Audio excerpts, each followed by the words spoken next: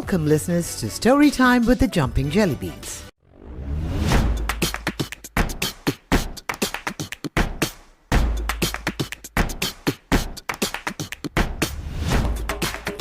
Monkey and Rooster were trying to figure out how to cross this treacherous river. They decided they were going to help each other out to get across. Buck, buck, buck, buck, buck, buck, buck. I see a rock.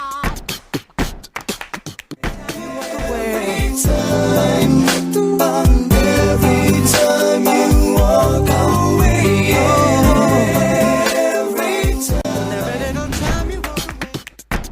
Thao smiled and kept on practicing day after day. And with constant practice, Thao Kham's fingers became strong and his aim became more accurate.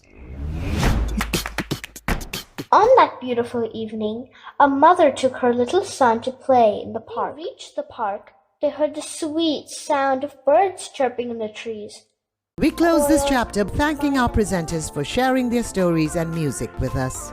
If you have a recording of a story or song you'd like to submit, send them to storytimejjb@gmail.com.